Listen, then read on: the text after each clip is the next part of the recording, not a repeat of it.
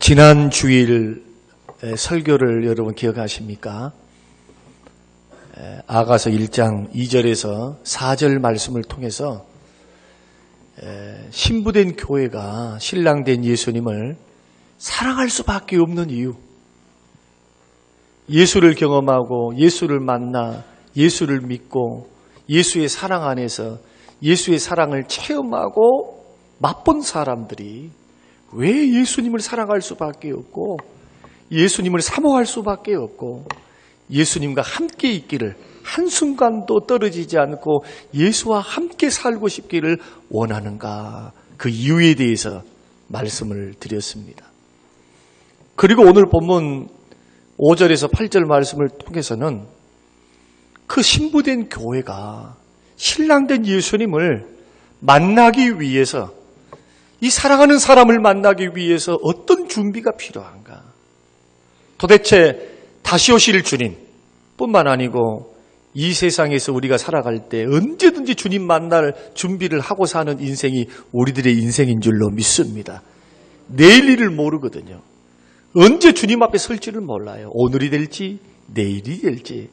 그래서 진정으로 지혜로운 예수 믿는 사람들은 내일 주님을 만난다라는 중심의 마음을 가지고 오늘을 살 줄 알고 오늘을 준비하는 사람인 줄로 믿습니다.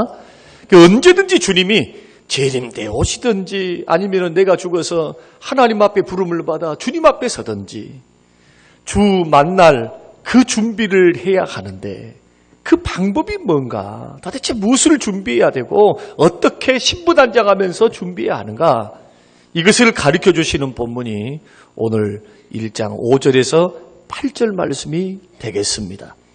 저번 주에도 제가 설명을 드렸듯이 이 아가서는 노래 중에 노래인데 어떤 노래인가? 사랑의 노래입니다. 사랑 이야기예요. 그래서 역사적으로는 솔로몬 왕과 술람미 여인의 사랑 이야기입니다. 솔로몬에게는 1000명의 아내들이 있었습니다.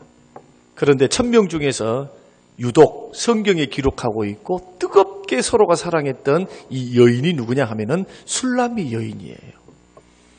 두 사람의 그 사랑 이야기는 기독론적으로 볼 때, 예수 믿고 구원받은 하나님의 백성들의 시각에서 볼 때 솔로몬 왕이 신랑 되신 예수님이고, 술람미 여인은 신부된 교회를 상징한다라고 말씀을 드렸으니, 신랑된 예수님과 신부된 교회가 어떻게 서로 사랑하면서 어떻게 어려움을 헤쳐나가면서 인생의 길에 동반자로서 통행하면서 걸어가야 하는가, 그 가운데 오늘 본문은 어떻게 위치해 있느냐 하면은 신부된 교회가 신랑된 예수님을 만나기 위해서 무슨 준비가 필요한가, 거기에 대한 내용입니다. 그래서 오늘 본문의 말씀은 관찰이 중요하니까 오늘 5절에서 8절 말씀을 역사적인 사건으로 먼저 해석을 하고 그 다음에는 기독론적으로 구속사적으로 제가 이 말씀을 풀어서 쉽게 현대적으로 말씀을 드리는 것이 이해에 도움이 될 줄로 압니다.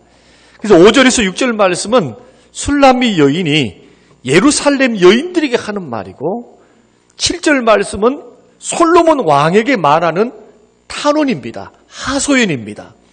그리고 8절 말씀은 예루살렘 여인들이 술람미 여인에게 하는 권면의 말씀, 화답하는 형식으로 되어 있거든요. 내용이 어떻게 되느냐 하면 내용이 이렇습니다. 자, 5절에서부터 내용이 예루살렘에 사는 여인들이여, 내 얼굴이 아라비아 유목민들의 천막 색깔과 같이 거칠고 검지만 나는 솔로몬의 커튼과 같이 화려하고 아름답습니다. 내가 햇볕을 많이 쬐어서 검어졌는데 흘끔거리면서 나를 쳐다보지 마세요. 원래는 내가 검은 피부가 아닌데 햇볕에 검게 된 것은 내 어머니의 아들들이, 그 아들들이 나에게 화가 나서 분노를 내서 그들이 가꿔야 될 그 포도원들을 나에게 가꾸라고 협박했기 때문입니다. 이 말이 무슨 뜻이냐 하면은 이 어머니가, 술람미 여인의 어머니의 그 과거에 재혼을 한 것인데 과거에 남편으로부터 얻은 아들들이 있었습니다. 그리고 이 어머니가 새로운 시집을 간 거예요. 새 남편을 맞아들였는데 그 사이에서 태어난 사람이 누구냐면 술람이 여인입니다. 그러니까 보면은 새 어머니는 친어머니인데 아버지가 다른 것이죠. 그런데 왜 이렇게 시기를 했느냐 하면은 두 가지 이유 때문에 그렇습니다. 첫째 이유는 뭐냐 하면은 이 어머니와 아버지가 너무너무 이 딸을 귀하게 여기고 사랑하고 그래서 사랑을 독차지한 것입니다.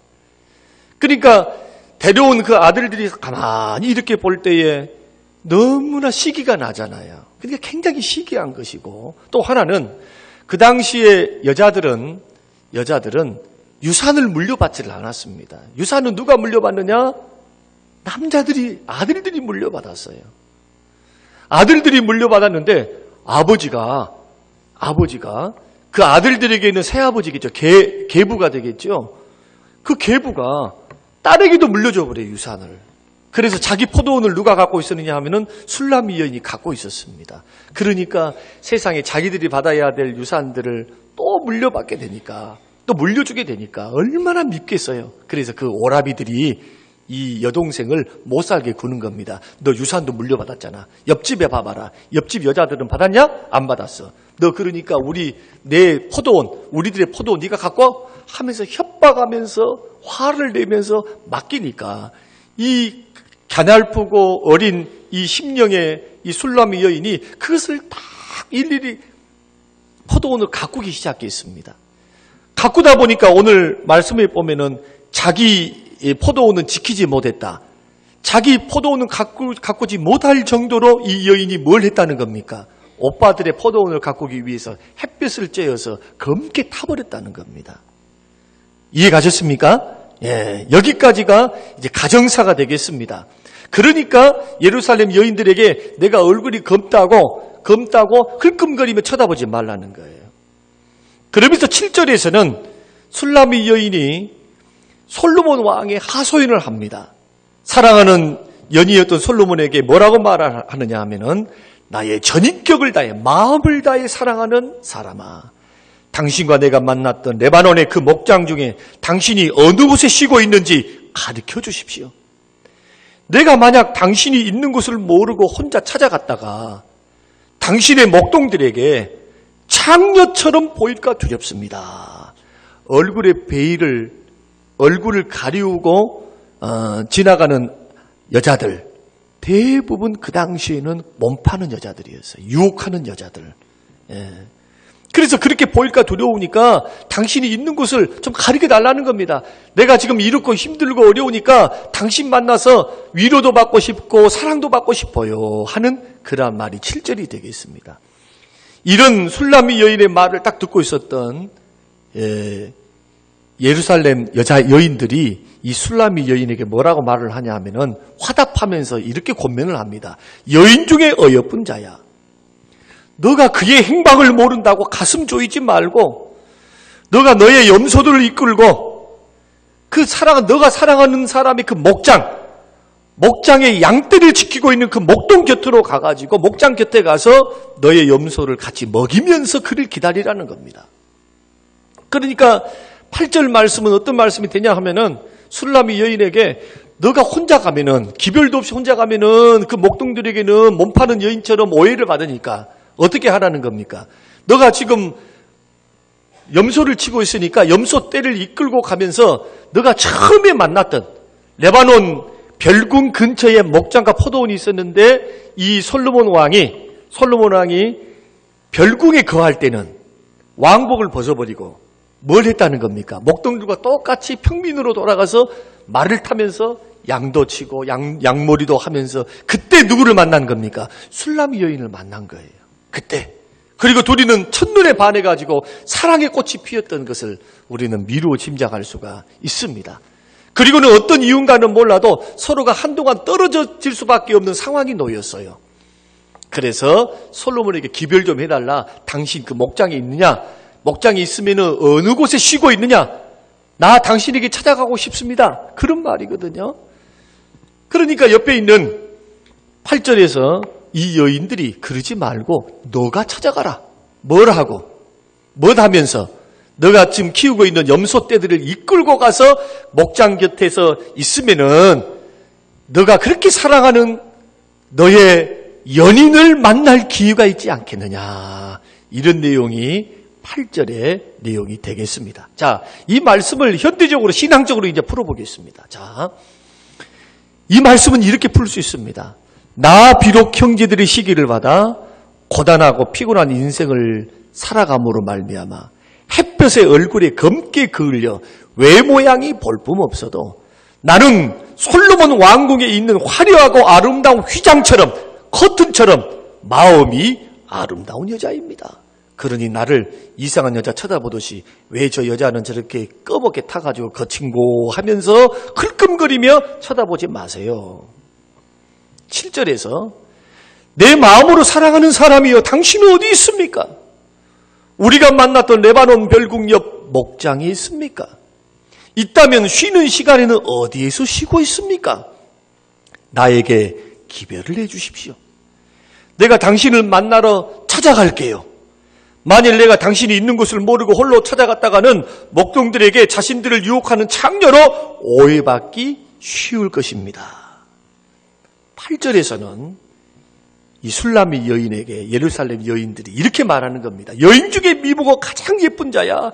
너는 왕이 있을 것이라고 생각되는 목장으로 찾아가되 너의 가축을 끌고 가서 그의 목동들 곁에 머무면서 너의 지조를 지키고 그러니까 기다리면서 한눈 파면서 저 남자가 멋있냐 이 남자가 멋있냐 하면서 쳐다보지 말고 너가 사랑하는 그 님, 사랑하는 그 왕, 그 연인만 바라보고 지조를 지켜라는 게 지조를. 그러면서 너가 해야 하는 가축 먹이는 일을 하면서 왕을 기다리는 것이 좋다. 권면을 하는 겁니다. 사랑하는 성도 여러분, 오늘 이 말씀을 이렇게 해석해서 설명해 드리니까 보여주십니까? 어떻게 신랑 되신 예수님을 기다려야 하는가? 도대체 어떤 방법으로 나는 무장하고 있으면서 언제든지 신랑 되신 예수님을 맞을 준비를 해야 하는가?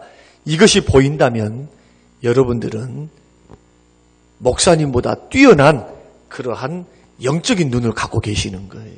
이것을 제가 풀어드리려고 합니다. 그러면은 이 말씀을 통해서 신부된 교회가 신랑된 예수님을 만나기 위해 준비해야 될 것이 무엇인지를 가리키고 있으니까 그것을 이제 설명을 좀 해드리면서 함께 은혜를 나누려고 합니다. 우리 예수님이 죽었다가 3일 만에 부활하셨습니다. 그리고는 40일 동안 지상에 계시면서 제자들을 만나신 후에 40일째 되는 날 감람산에서 성전 맞은편에 있는 감람산에서 500여 형제들이 보는 데서 천사들에게 받들려 구름 타고 쭉 올라가서 승천하셨습니다. 승천하실 때 놀라운 일처럼 막 바라보고 있었던 그 500여 형제들에게 천사가 나타나서 뭐라고 말을 하느냐 하면 너가 보는 그대로 예수님이 다시 재림하실 것이다 라고 말씀을 해줍니다. 그리고는 이 재림의 주님을 다시 오실 그 주님을 1세기의 그리스도인들은 초대교회 성도들은 그 예수님을 기다렸습니다. 예수님이 다시 오신다는 그 말씀을 듣고 그들은 힘들고 어려운 고난과 역경 속에서도 믿음 포기하지 않고 이 땅이 전부인 것처럼 살지 않고 다시 오실 신랑을 맞이할 준비를 하기 위해서 그들은 깨어 경성하면서 신랑을 맞을 준비를 하고 있었던 것입니다. 이것이 성경에 기록된 27권의 말씀이에요. 그러니까 보세요. 다시 오신다고 하시는 그 주님을 맞이할 신부가 성경 마태복음 25장에 나오는 미련한 처녀들 같이 등은 준비했지만 기름을 준비하지 않고 졸고 자고 있으면은 신랑 되신 예수님을 맞이할 수 있을까요? 절대로 맞이할 수가 없을 것입니다. 성경은 다시 오실 주님뿐만 아니라 언제든지 내가 죽어서 주님 앞에 갈 준비를 하라고 가르치고 있지 예수 믿고 구원받았으니 이제는 다 됐다고 말씀하지 않습니다. 믿고 구원받은 신부된 교회는 다시 만날 주님을 맞이할 준비를 해야 될 줄로 믿습니다. 이것은 재림 때문만이 아닙니다. 우리의 인생이 언제 끝날까를 몰라요. 언제 끝날까를 몰라. 그래서 넉넉고 세상이 흘러가는 대로 자신을 맡겨버리고 사는 사람이 가장 어리석습니다. 어떻게 살아야 하느냐? 언제든지 주님 나 부르시면 세상에 있는 모든 것 다 내려놓고 기쁨과 감사함으로 언제든지 훌훌 떠나 주님 앞에 설 준비하셔야 돼요. 그러면 이 준비가 뭐냐는 겁니다. 도대체 어떤 준비를 해야 하는가? 첫째로 오늘 본문 말씀을 의지하여 5절 말씀을 보면은 내 속사람을 단장해야 될 줄로 믿습니다. 오늘 5절이 그것을 말씀해 주고 있습니다. 첫째로 내 속사람을 단장하라. 오늘 햇볕에 얼굴이 그을려서 계달의 장막과 같이 거칠고 검게 탔다. 계달의 장막이라고 하는 것은 계달이라고 하는 것은 아라비아라는 뜻입니다. 아라비아 유목민들이에요. 계달의 장막이. 그런데 그들은 천막을 칠 때 서두에서 설명을 드렸던 것처럼 흑염소, 검은 흑염소의 가죽을 가지고 천막을 만들었어요. 그러니 얼마나 거칠고 얼마나 시커멓겠습니까? 그런데 이 술라미 여인이 자신이 고백하기를 나는 비록 얼굴 외모양은 검고 거칠고 볼품이 없어도 적어도 나는 그런 사람 아니야.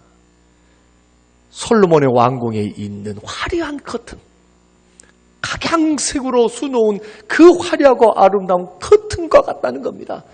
여기에 대해서 모든 주석가들은 한 목소리로 말을 합니다. 이것은 술라미 여인이 외모만 아름답다는 말이 아니고 그 마음이 아름답다고 말하는 것에 다 동의를 하고 있어요.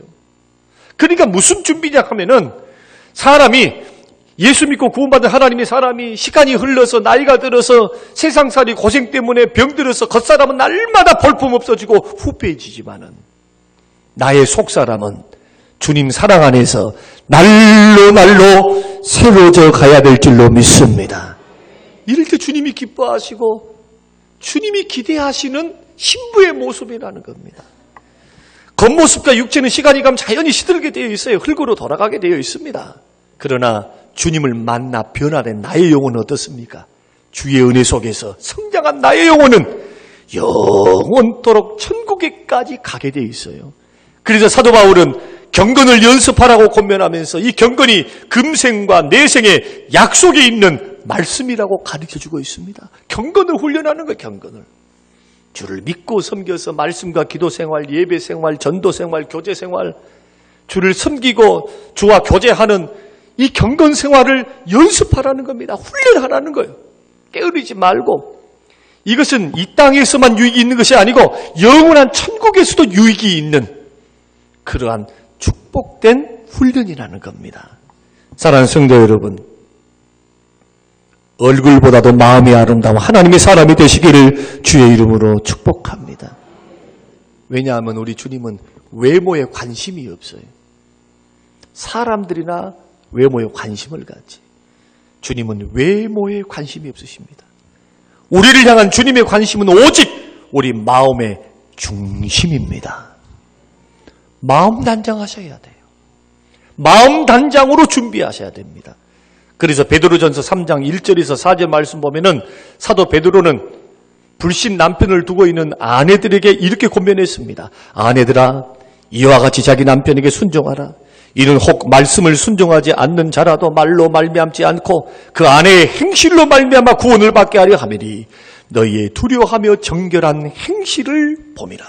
너희의 단장은 머리를 꾸미고 금을 차고 아름다운 옷을 입는 뭘로 하지 말고 외모로 하지 말고 오직 마음에 숨은 사람을 온유하고 안정한 심령에 썩지 아니할 것으로 하라.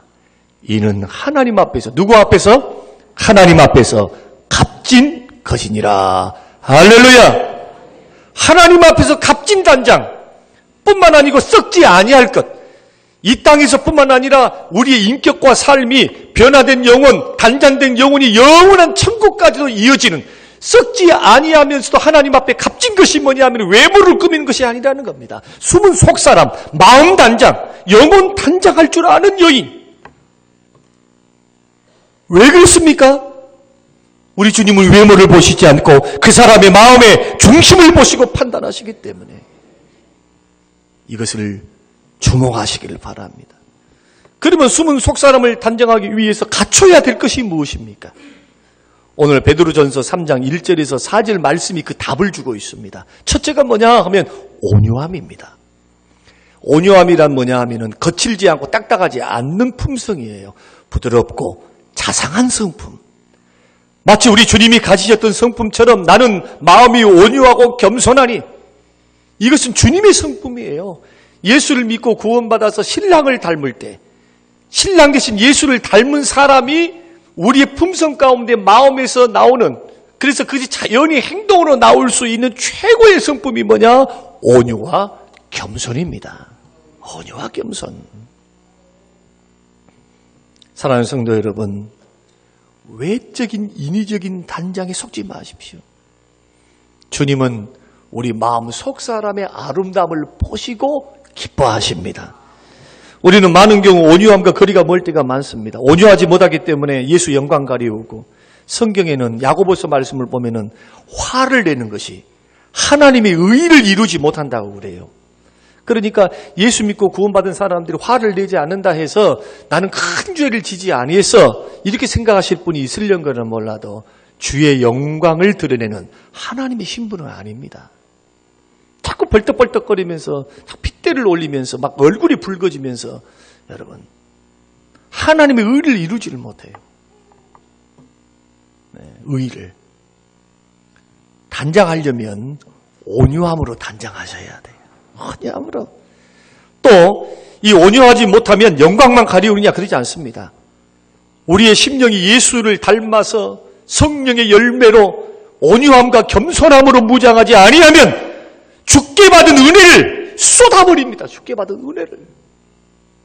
받은 은혜를 쏟아버려요. 받은 은혜를. 기껏 기도 1시간, 2시간 기도하면서 막 눈물로 찬양하고 기도하면서 은혜 받았다고 오는데 집에 와가지고 애들을 보고는 화를 내봐봐요. 남편 꼴 보기 싫다고 막 해서 넘어져 봐봐요. 박박 긁는 남편 말이요. 그냥 받은 은혜 싹 쏟아버리고 마음이 얼마나 허전하고 마음이 얼마나 힘이 들어요. 그 은혜를 다시 주셔서 다시 채우려고 하니 얼마나 힘이 들겠습니까? 그래서 예수 믿는 사람들은 외모양을 꾸미듯 아름답게 꾸미듯 마음을 가꾸고 마음을 단장할 줄 아셔야 됩니다. 온유가 아닌 길은 걸어가지 않는 게 좋아요. 주님이 주신 온유로. 교회에서도 여러분 직장 생활에서도 가만히 주변 사람들을 한번 살펴보세요. 어떤 사람들에게 사람들이 많이 찾아오는가. 이런 사람에게 많이 모여들고 많은 사람들에게 선한 영향력을 끼치고 사랑받는 사람의 특징이 뭡니까? 말 잘하는 사람입니까? 일 잘하는 사람인가요? 기도 많이 하는 사람입니까? 찬양을 막 아름답게 부르는 사람입니까? 아니에요. 일 잘하는 것만큼, 기도 많이 하는 것만큼, 찬양을 잘하는 것만큼 그 성품이 주를 닮아서 온유한 사람들에게 사람들이 모여드는 거예요. 그런 사람들이 하나님이 쓰시는 겁니다. 할렐루야. 그래야 주변 사람들을 살려내요. 주의 일을 하면서 주변 사람들을 살려내는 거예요. 그런 사람들이. 그러나 거칠어 보십시오. 온유하지 못하고 주를 닮지 못해서 거칠어 보세요. 훈련되지 않아서 마음이 다듬어지지 않아서 거칠고 딱딱해 보세요. 그러면 아무리 기도 잘하는 것이 욕이 됩니다. 그런 사람에게는. 그런 성도들은 기도 잘하는 게 욕이 되는 거예요. 하나님의 영광을 다 가려버려요. 그래서 성령의 은사에 주목하지 말고 성령의 열매에 주목을 하셔야 돼요. 지혜로운 성도들은. 그래서 마태복음 5장 말씀에서는 온유한 자가 땅을 차지한다잖아요. 신앙생활은 싸워서 이기는 것이 없어요. 싸워서 이긴 사람이 진 사람입니다. 온유함으로 진 사람이 이긴 사람이에요. 누가 땅을 주실까요? 누가 얻게 하실까요? 하나님이 얻게 하십니다. 하나님 뭘 보고 계십니까? 하나님은 마음의 중심을 보고 계시기 때문에.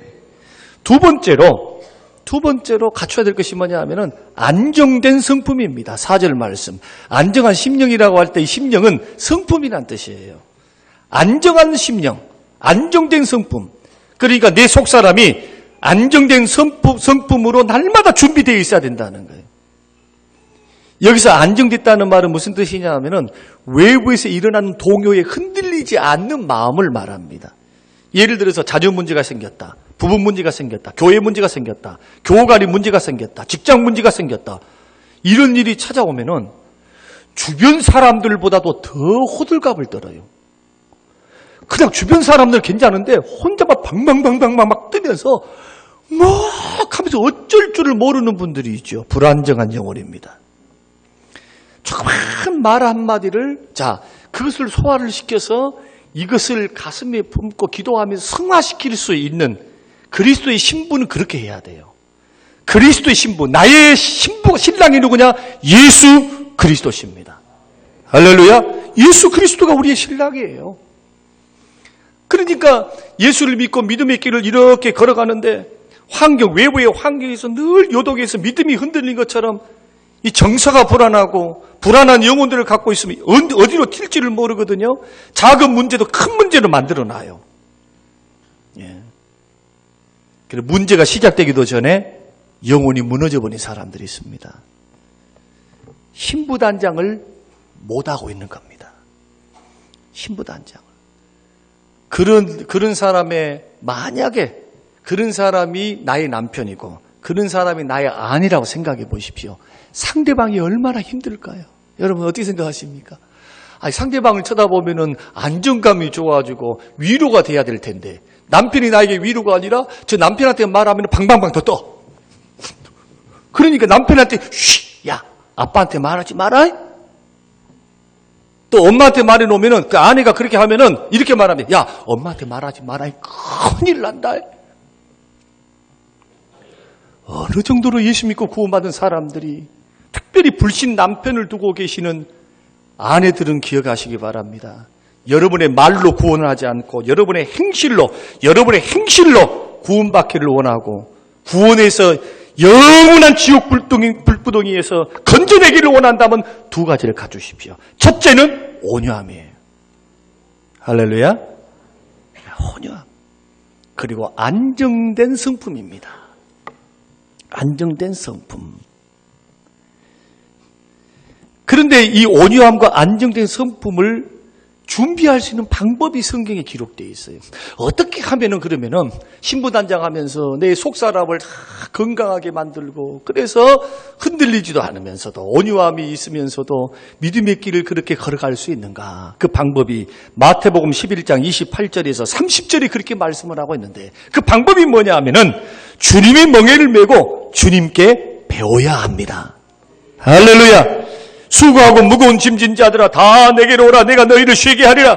나는 마음이 뭐하고 뭐하니? 온유하고 겸손하니.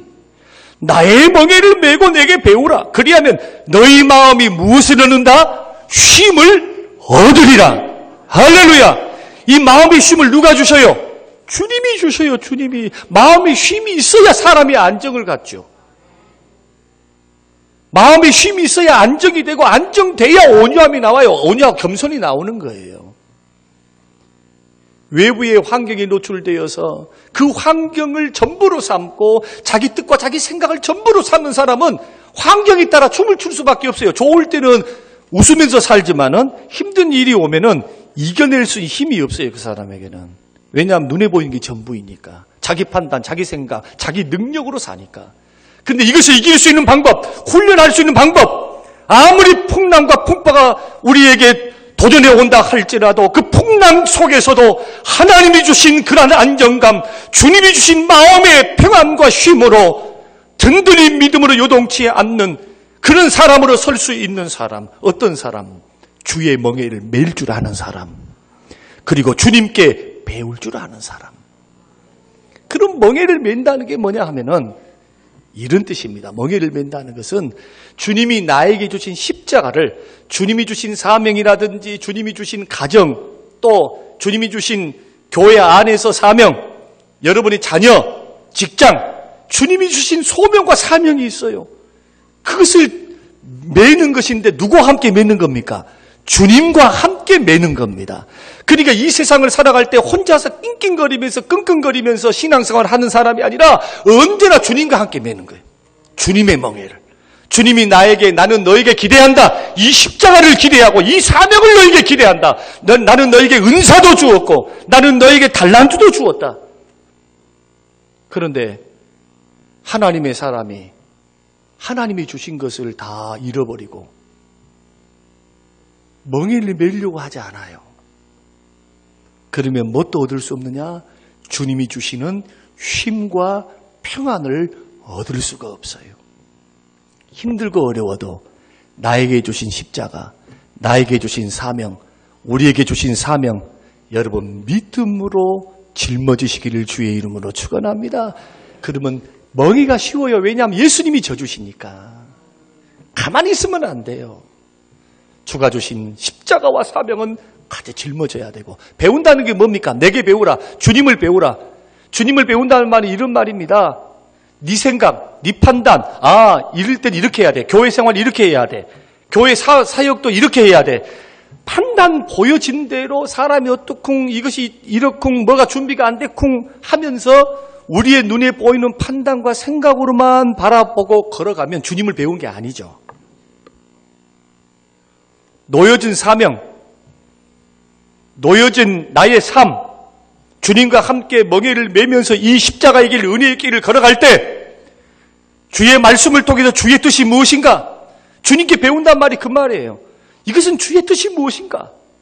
이 뜻을 생각하면서 발견하면서 그 뜻 안에서 자기의 일생을 거는 사람, 주의 뜻 안에서 자기의 삶을 거는 사람, 이제는 내 뜻 버리고 내 생각 버리고 주의 뜻 안에서 사고할 줄 알고 생각할 줄 알고 행동할 줄 알고 순종할 줄 알고, 이렇게 되면 주와 함께 보조를 걸어가는 그 길에 주가 뭘 주시느냐? 마음의 쉼을 주십니다. 할렐루야. 그러나 이런 놀라운 역사를 생각지는 않고 반대로 가는 사람들이 있습니다. 주님과 함께 멍에를 매는 것을 배우지 못하고 자기 생각대로 자기 판단의 포로가 되어 있어서 좌지우지할 때, 뭔가 선택을 할 때 꼭 자기 주관대로 하려요. 자기 생각대로. 그러면 미궁 속에 빠져요. 미궁 속에. 이럴 때 주님의 뜻은 무엇이고 주께서 원하신 것이 무엇인가? 주님을 배우는 거예요. 그 주님은 어떤 주님이시기 때문에, 그 주님은 온유하시고 겸손하신 분이시기 때문에 가르쳐 주시면서 같이 우리의 멍에를 짊어주시면서 우리를 이끌어 가시는 좋으신 주님이신 줄로 믿습니다.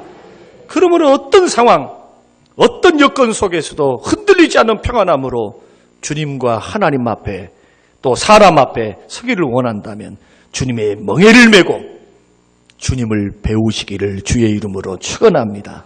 이렇게 되면은 베드로전서 3장 3절, 이것이 썩지 않는 것이고 이것이 하나님 앞에서 값진 뭐가 된다? 단장이 되는 줄로 믿으시기 바랍니다. 이렇게 단장하셔야 돼요. 이렇게. 자, 여기까지 정리가 돼서 내가 하나님의 말씀을 들었다면은, 두 번째는 신부된 교회가 주님을 만나기 위해서 무엇을 준비해야 되느냐? 주님 만날 때까지 신앙의 지조를 지키시기를 주의 이름으로 축원합니다. 8절이 그겁니다. 주님 만날 때까지 뭘 지키라? 믿음의 지조를 지키라는 거예요. 예루살렘 여인들의 권면을 보십시오. 너 그렇게 애타게 찾고만 있지 말고 주님이 가까이 계신다 하는, 계시겠다 생각되는 곳에 가까이 가라는 거예요. 가까이.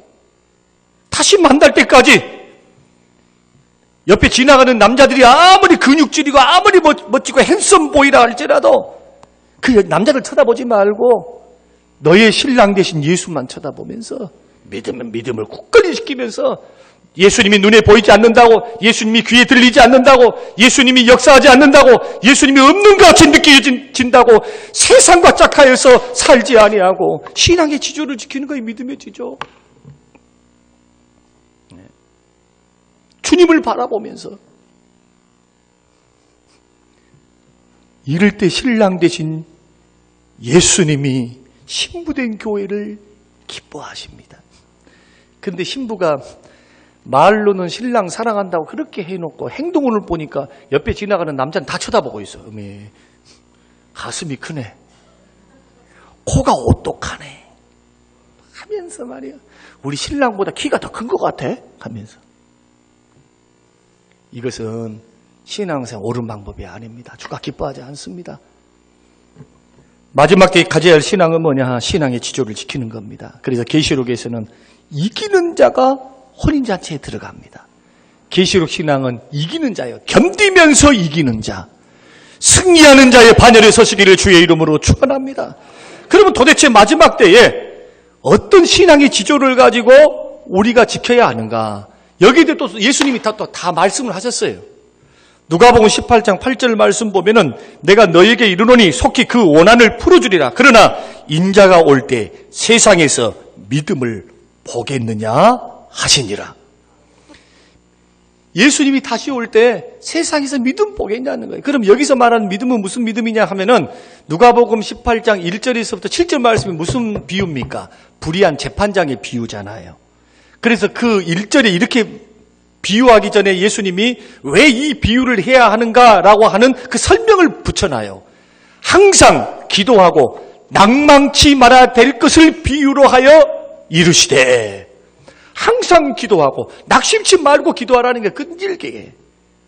하나님도 두려워하지 않고 사람도 두려워하지 않는 불의한 재판장이 있었는데 그 사람은 돈을 받고 판결을 굽게 만들고 재판도 돈만 있으면 그 편에 서 있는 불의한 사람인데, 한 과부가 있어서 억울한 일이 있어서 그냥 아침 저녁으로 찾아가서 그냥 내 원한을 들어주세요 재판장님. 근데 밤낮으로 쫓아다녀. 한 달, 두 달 쫓아다녀. 그런데 이렇게 쫓아다니다 보니까 잠잘 때 그 여자가 나타나는 거예요. 내가 왔다. 머리를 다 풀어헤치고 내가 왔다 하면서 꿈속에서 얼마나 놀래버렸는가. 속으로 생각합니다. 내가 하나님도 두려워하지 않고 사람도 내가 무서워하지 않는데 저 여자는 나를 너무너무 꿈자리가 사납게 만들고 나를 귀찮게 하니까, 아이고 귀찮으니까 내가 들어줘 버려. 자, 그때 예수님이 뭐라고 비유로 결론을 내리셨느냐. 봐라, 이 불의한 자도 그렇게 간청하고 그렇게 찾아다니면은 불의한 재판장도 이렇게 들어주는데, 하물며 하나님이 택한 백성들의 택한 백성들의 소원을 들어주시지 않겠냐는 거예요. 들어주시리라. 할렐루야. 원한을 풀어주시리라. 그러나 예수님이 이 땅에 오실 때에 세상에서 믿음을 보겠느냐? 어떤 믿음입니까? 기도하는 믿음입니다. 눈에 보이지 않는다고, 하나님의 역사가 나에게 느껴지지 않는다고 기도를 포기해버려요. 성경에 보십시오. 항상 깨어서 기도해야 될 것, 깨어있으라 할 때 다 말씀과 기도에서 깨어있으라고 말씀해요. 말씀과 기도에서. 기도는 주님과의 교제와 대화이기 때문에 여러분, 믿음의 지조를 지키기 위해서는 위로부터 열린 하나님의 은혜를 날마다 공급받아야 될 줄로 믿습니다. 기도를 통해서 주의 뜻을 발견하고, 기도를 통해서 하나님의 은혜를 받고, 기도를 통해서 하나님이 주신 그 힘과 능력을 가지고 또 오늘을 이기고 승리하고 한 주간을 이기고 승리할 수 있는 그 힘과 능력이 어디서 나옵니까? 기도에서 나옵니다. 내 신앙의 지조, 믿음을 굳게 세울 수 있는 방법, 기도 외에는 다른 방법이 없어요. 말씀과 기도 외에는. 신앙의 지조를 지키기를 원한다면 믿음으로 기도하는 것을 배우시기 바랍니다. 기도의 자리는 물러서는 게 아닙니다. 아무리 무슨 별일이 우리에게 있어도, 어려우면 또 기도할 것 아니에요. 그러나 평안할 때도 기도하셔야 돼요. 하나님이 아무 일을 주시지 않아도 하나님이 나를 평안하게 인도할 때도 기도하셔야 돼요. 그래야 내 영혼이 사는 겁니다. 믿음의 지조를 지킬 수 있는 방법, 기도하는 믿음으로 기도의 자리를 고수하시기 바랍니다. 이게 신부단장이에요. 마지막으로는 나에게 주신 사명, 이 사명은 직장의 소명, 교회에서 주신 달란트, 이것을 주님 만날 때까지 성실하게 감당하는 것입니다. 8절이 그 말씀이에요. 이 말이 무슨 뜻이냐 하면은 이 여인들이 참 지혜로워요. 너 창녀처럼 보일 수 있으니까 홀로 가면 창녀처럼 보여서 너 오해 사잖아. 그러니까 그러지 말고, 너가 지금 포도원도 가꾸고 목동을 치는, 그러니까 술람이 여인이 굉장히 1인 다역을 했던 것 같아요. 너가 지금 치고 있는 이 염소떼들을 데리고 가면서 네 할 일을 하면서, 너의 할 일을 하면서 기다리라는 겁니다. 예수 믿는 사람들이 다시 오실 주님을 만나고 다시 오실 주님을 체험하면서 살아가는 하나님의 백성들이 해야 될 게 뭐냐 하면은 예수님 다시 온다고 재림한다고 저 산속에 들어가 있고 이제 직장도 팽개쳐버리고 자기들끼리만 모여가지고 막 아멘 주 예수의 옷이 없어서 이것은 주님이 말씀하시는 성경적인 예수님을 맞이하는 방법이 아닙니다. 주님이 내일 오시든 주님이 모레 오시든 언제 오시든 여러분 일하시다가 주님 만나시기 바랍니다. 일하시다가 만나세요. 일하시다가 열심히 공부할 사람은 공부하고 사업할 사람은 사업하면서 그러면서 언제든지 주님 만날 준비하면서 성실하게 사명도 감당하고 직장도 다니고 하셔야 돼요. 그래서 잘못된 종말론에 빠진 사람들처럼 저렇게 돌아다니면 안 됩니다. 무슨 특정한 지역이 피난처다고 절대 아니에요. 일하다가 만나시기 바랍니다. 일하다가 만나셔요. 일하다가 자기 있는 그 자리에서 주님을 맞이하는 겁니다. 그러기 위해서 필요한 게 뭐냐? 아니라고 나태하고 게으르면 안 돼요. 주님이 주신 달란트, 주님이 주신 은사를 성실하게 여러분 가정일이 됐든 직장일이 됐든 사업이 됐든 교회의 섬김이 됐든 예수 믿는 사람은 성실하게 주님이 일하신 것처럼 우리들도 일하면서 주님을 맞이하는 삶. 오늘 이 말씀이 우리에게 정리되어서 은혜 되시기를 바라고 신부된 교회가 신랑된 예수님을 만나기 위해서 무엇을 어떻게 준비해야 되는가? 외모는 아니다 했습니다. 마음 속사람을 단장하셔야 돼요. 단장하기 위해서 온유함과 안정한 심령을 늘 가질 수 있도록 그러기 위해서 내가 메고 가야 할 십자가와 멍에는 빼야 됩니다. 누구에게 배워야 됩니까? 예수께 배우셔야 돼요. 그러면서도 신앙의 지조를 지킬 때는 기도의 자리 떠나지 아니하고 믿음으로 기도 자리를 지키면서 깨어서 경성하면서 언제든지 주님 맞이할 준비하면서 하나님 앞에 서 있는 성도. 그러면서 자기 할 일은 게으르지 않고 성실하게 가정에서 직장에서 교회에서 열심을 품고 주를 섬겨가는 하나님의 자녀. 이런 하나님의 자녀가 다시 오실 주님을 맞이할 수 있는 아름다운 신부단장인 줄로 믿고 이 믿음의 길, 은혜의 길 잘 걸어갈 수 있는 우리 모두가 되시기를 주님의 이름으로 축원합니다. 고마우신 하나님 감사합니다. 오늘 주신 이 말씀대로 이루어지게 하옵소서, 준비되게 하옵소서, 예수님 이름으로 기도합니다.